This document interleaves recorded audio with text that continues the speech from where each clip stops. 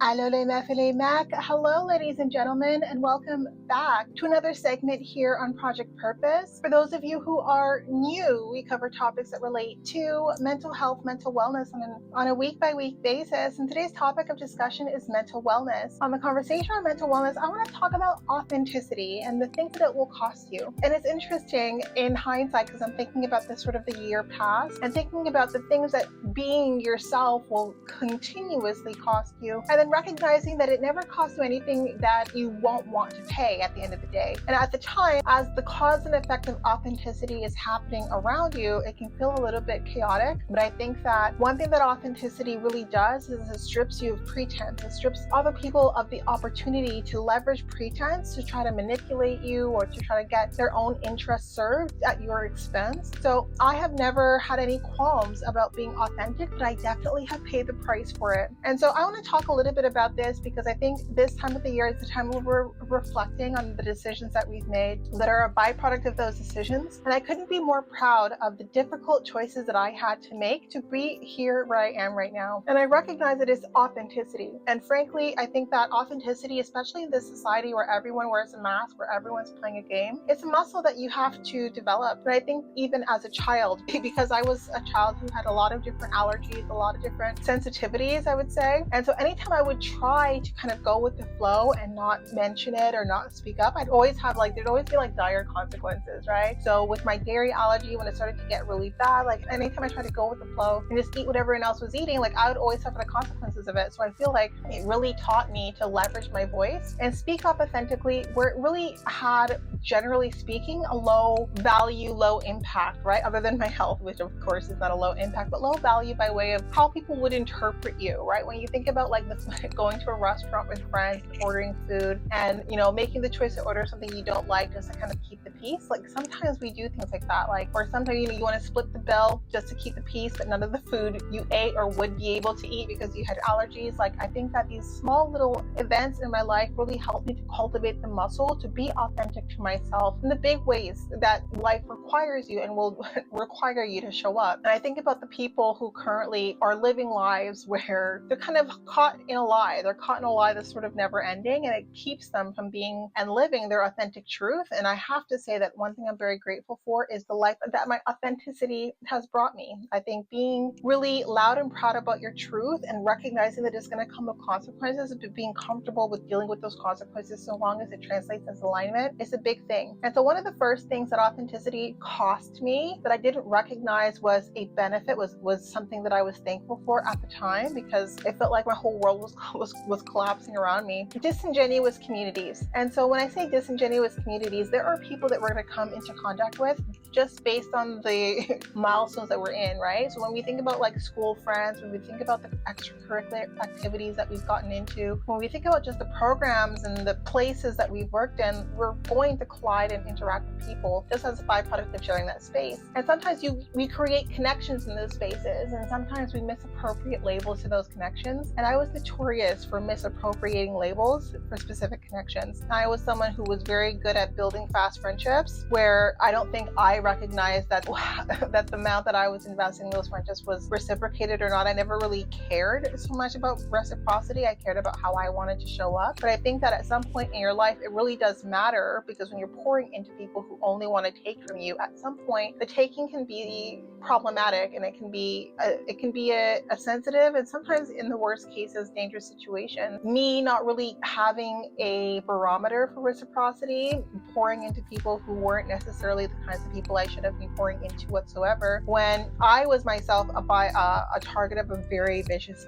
smear campaign. The smear campaign was also one of the reasons why I ended up going no contact with my family, just based on who created, I think, the ripple effect, essentially. I really did not think that this smear was going to hold any weight, especially because anyone who knew me really well knew that I had a really toxic dynamic with my mother, and she was the one who was sort of instigating this smear campaign. And I think that when I realized that it was gaining steam steam and gaining momentum when I wasn't feeding the fire. Like, I felt like in that moment that the best thing that I needed to do was just kind of be quiet and kind of lay low, but still make moves to kind of formalize my recruitment and figure out my next steps. I really didn't think it was going to go anywhere, but I think what happened was people that I was in contact with that didn't necessarily have the right intentions, it gave them the opportunity to anchor on something and give it life, right? And now in hindsight, like before, like at the time, like I was completely thrown. Like I was completely in disbelief. I really didn't think that the rumors that were going around had any weight. I didn't think anyone was going to believe them, especially because up and around this time when I realized that the rumors were really starting to build momentum, I started my YouTube channel. And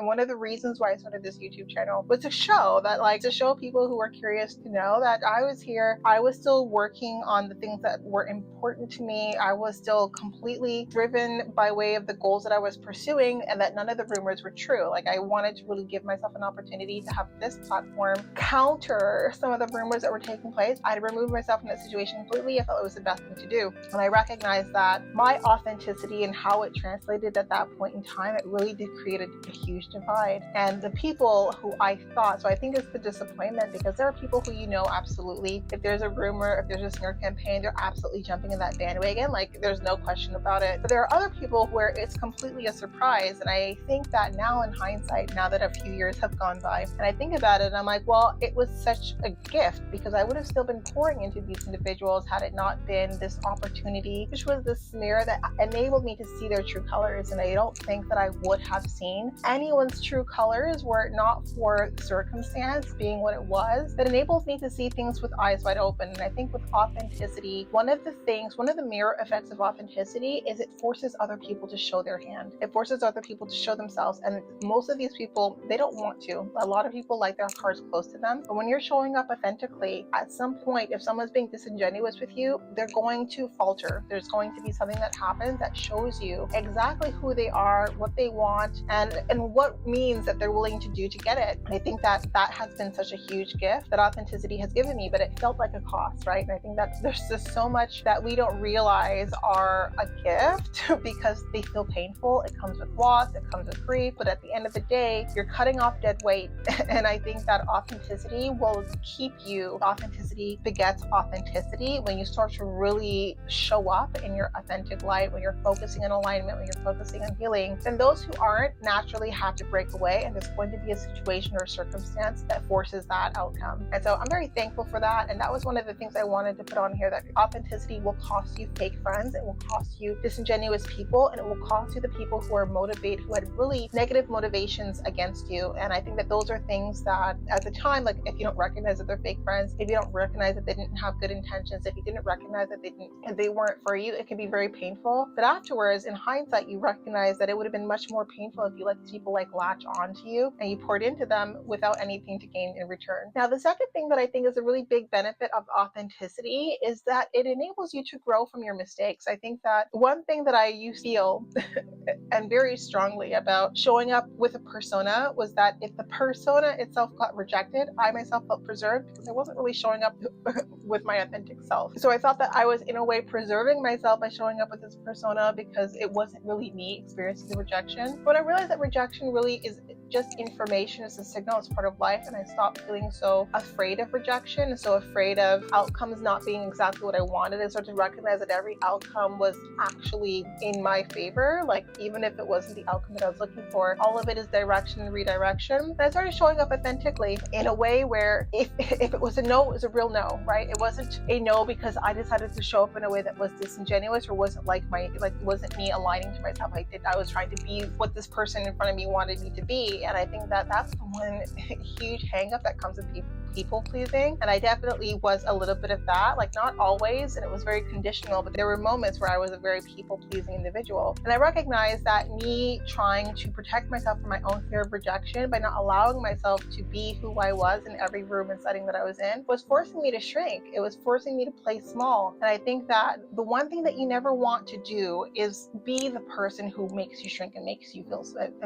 small. I think there's going to be enough people that you come into contact with in your life who are going to to really do to do that to you. And I think that it's really important that as step into your stride, as you focus on alignment and on empowerment, that that's not something that you allow yourself to do. Now, another point that I wanted to make as I wrap up this chat on authenticity is that authenticity is going to enable you to align to the people who are also showing up authentically. Well, the one thing that I say that is a huge benefit or a huge blessing, I would say, from authenticity is that it's enabled me to really to find my partner who is 100% himself at all times. It enabled me to align myself with the career that I feel is like best aligned to me and where my career trajectory, like how I would want it to grow. It enabled me to align to project purpose, to align to like even my personal goals, my family goals. I am so happy with where I am in my life right now, and it doesn't mean that like there aren't challenging situations and I'm not dealing with different circumstances. They're arduous, I am, but I fundamentally am very happy because I am where I am because of the choices that I've made that were in alignment with myself. And I think that when we think about this next year, 2026, and how we want to show up in 2026, I mean, if it's not something that you've tried before, try authenticity. And again, like it can be a very painful experience as you transition all the way there. Like when you're focusing on healing, when you're focusing on alignment, when you're focusing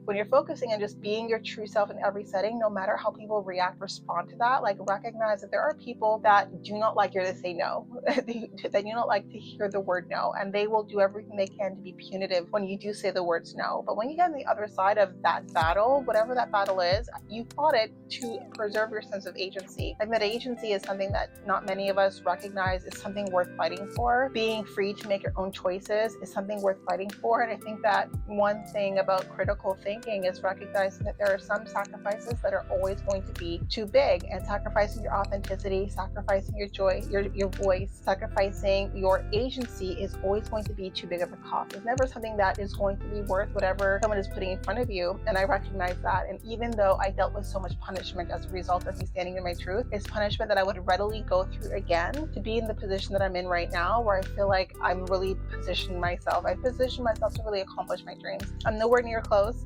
Don't get it wrong, but I am on the right path, and I feel so confidently that I am on the right path, doing the right things with the right people around me, dealing with the right kinds of issues. I mean, these are the issues that I was hoping for. And that's a funny thing to say, but there are certain issues that you deal with because of the choices that you made that are like the poor choices that you've made. Whereas because I value and I'm very proud of the choices that I've made, then I'm like happy to deal with the good and bad that comes with that. So I wanted to come in here and talk about that, some food for thought for you. Now, if I have piqued your interest, then I want to let you know that we do host live events at least twice a month, every month for the foreseeable future, that focus on cultivating soft skills, life skills, and this sense of self-mastery. So this is really programs that we have for adults, focus on development. For adults, we also do have development programs for children. So this is the core offering of our Project Purpose module, focusing on cultivating that leadership quotient while children are young. So this is focusing on 4 core pillars, focusing on cultivating autonomy, self-efficacy, compassion, and self-concept. So if you're interested in learning more, then by all means, I do hope that you join us. I hope that you subscribe. Leave a comment down below by way of how authenticity supported your journey and your growth and your healing, like what things that fell away